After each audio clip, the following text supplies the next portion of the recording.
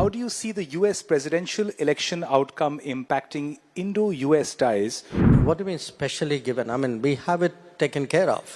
You know, the Prime Minister was among the first 3 calls, I think, that President Trump took. कल doctor Jaishankar ने एक तकरीब में खिताब करते हुए ये कहा कि जिस तरह बाकी वेस्टर्न दुनिया नर्वस है अबाउट ट्रम्प, हम नहीं है, हम उन मुल्कों में नहीं है जो नर्वस हों। फिर 1998 में सिट साहब, जब पाकिस्तान ने धमाके किए तभी इंडिया ने भी पोखरान में धमाके किए थे, तो क्या भारत को भी इसी नौयत की पाबंदी और सख्तियों का सामना अमेरिका की तरफ से करना पड़ा या सिर्फ पाकिस्तान के लिए था? ये डोनाल्ड ट्रंप के अमेरिका के प्रेसिडेंट बनने से जहां पूरी दुनिया पर कहीं ना कहीं हर जगह कुछ ना कुछ इम्पैक्ट आ रहा है और आएगा, वहीं इंडिया में ट्रंप के प्रेसिडेंट बन जाने से एक बहुत पॉजिटिव और ह्यूज इम्पैक्ट आने जा रहा है। और इंडिया और अमेरिका के क्या ताल्लुकात हैं जिसकी वजह से डॉक्टर जयशंकर तो कंफ्यूज नहीं है, डॉक्टर जयशंकर और भारत तो नर्वस नहीं है, लेकिन सारी की सारी यूरोपियन यूनियन, सारे का सारा जो वेस्ट है वो घबराया हुआ है। चीन पे जब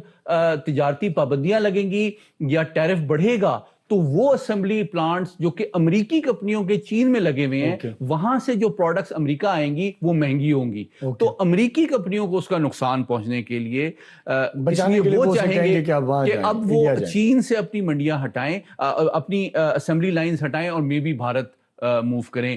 ट्रंप के जीतने से डू यू फील के पाकिस्तान में एक हिस्सा जो मुस्लिम लीग नून और पीपल्स पार्टी की गवर्नमेंट है उसको टेंशन पड़ी हुई है कि कहीं कॉल आई ना जाए? बहुत सारे मुस्लिम्स ने जो कि यूएस में थे, they have voted for Trump, और मुझे ऐसा लगता है कि उनकी तरफ से एक भारी कैलकुलेशन मिस्टेक हो गई है। तो बात रिलीजन की है यहां पे, बात यहां पे जस्टिस की नहीं है, सच्चाई की बात नहीं है, बात मजहब की है। अब आपने मजहब के लिए सपोर्ट करा पैलेस्टीन को, और उसी मजहब के लिए ट्रंप सपोर्ट कर रहा है इजराइल को।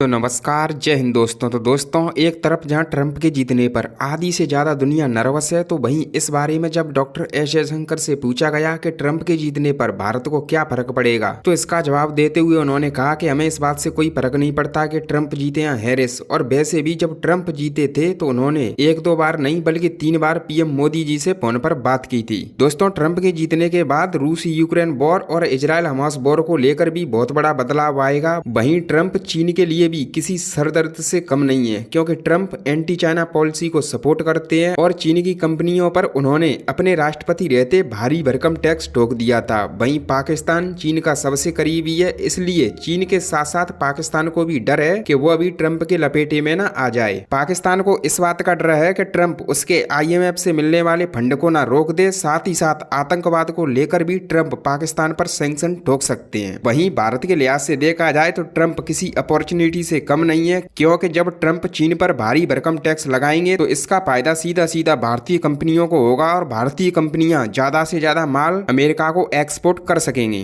The one thing for which India is criticized in the West, that is the one thing that gives India confidence, and that is strategic autonomy. जिस चीज के ऊपर सारी की सारी दुनिया ये कहती है ना कि भाई साहब आप जो है ये जो स्ट्रेटेजिक ऑटोनॉमी की बात करते हो ये हमारी समझ में नहीं आ रही। आप रशिया से भी ताल्लुकात रखते हो, अब तो वेस्टर्न्स ने ये बात खुला खुल्ला शुरू कर दी ना कि आप रशिया से भी ताल्लुकात रखते हो, आप चीन से भी $125 अरब की ट्रेड करते हो, आप अमेरिका से भी $200 अरब की ट्रेड करते हो। ज्यादा से ज्यादा ये डोनाल्ड ट्रंप क्या कर सकते हैं? तो ये जो डाइवर्सिफिकेशन है फॉरेन पॉलिसी के अंदर, ये जो इंडिया की जो फॉरेन पॉलिसी है, इट इज नॉट जस्ट जैसे हमारे यहाँ है ना, ट्रंप आ गया इमरान खान को चढ़ा देंगे। अच्छा, मजे की बात है बांग्लादेश में भी ये चल रहा है, ट्रंप आ गया हसीना वाजिद की रिहाई हो जाएगी क्योंकि उसने इलेक्शन से पहले एक स्टेटमेंट दे दी थी। ठीक है, अच्छा, बाइडेन एडमिनिस्ट्रेशन जो थी वो शेख हसीना के खिलाफ थी। अब इंडियंस का मौक़िफ़ ये भी है, एक सेक्शन ऑफ इंडिया बिलीव्स कि शेख हसीना वाजिद को रिमूव कराने में उस वक्त की जो एस्टैब्लिशमेंट थी अमेरिका की, उनका किरदार। अब ट्रंप आ गया, क्या हसीना वापस आएगी? सवाल ही पैदा नहीं होता। उसकी वजह ये है कि मतलब ये पीपल, लोग कैसे ट्रंप उनके खिलाफ तो नहीं जा सकेंगे ना। बहरहाल वो एक separate question, I am not discussing that question, उसको मैं डिस्कस करूंगा सेपरेट किसी वक्त। लेकिन द क्वेश्चन इज कि why India is not nervous and why rest of the world is nervous, ये सवाल है।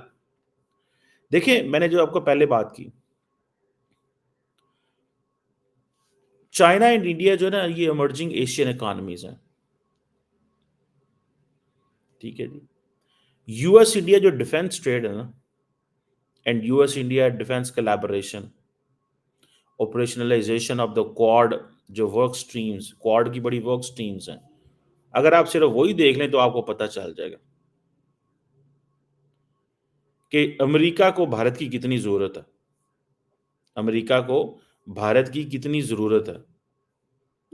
एंड देन ये जो मैंने आपको बताया, ये जो कॉन्फिडेंस है ना, ये कॉन्फिडेंस नहीं आपको मिलेगा जो इंडिया के पास है। और इंडिया के पास ये कॉन्फिडेंस क्यों है? इंडिया के पास ये कॉन्फिडेंस क्यों है? आप देखें, मैं आपके साथ कोई 50,000 किस्म के ऐसे एग्रीमेंट गिनवा सकता हूं, एंड देन अमेरिका से इंडिया लोग जा रहे हैं, इंडिया से अमेरिका जा रहे हैं, धड़ाधड़ मुलाकातें हो रही हैं, डिस्कशंस हो रही हैं, डिफेंस कोऑपरेशन हो रहा है। अब सिर्फ एक चीज देख लें, ये जो इंडिया के पास न्यूक्लियर वेपन्स हैं, India is not dependent on the United States, on China. India refuse the United States on Quad कि हम इसको मिलिट्री कंपोनेंट नहीं बनाएंगे, हो सकता है कल को बना लें, but today to this point पैरा दे खलोते हैं। And they have made it sure to the Americans that we will not let it be the military component. We will not have a military component of the Quad. The Americans had to have AUKUS, Australia, US, and UK. उनको AUKUS रखना पड़ा to create deterrence. So the Indians believe that their deterrence will be different. उनकी deterrence different होगी। ये वो बात करते हैं कि हमारी डिटेरेंस वो नहीं होगी जो अमेरिकन डिटेरेंस होगी, जो अमेरिका के साथ जो होगी, ठीक है। हमारी डिटेरेंस बिल्कुल एक सेपरेट चीज है। अच्छा, अब इंडिया जो India US defence cooperation framework है जो 2015-16 में बना था, ठीक है जी। इंडिया अब मेजर डिफेंस पार्टनर है। 2018 में India was moved to tier 1 of the US Department of Commerce strategic trade authorisation licence exception नहीं देते ये जो डिफेंस कोऑपरेशन है ये मल्टी फेसेटेड है, ठीक है जी।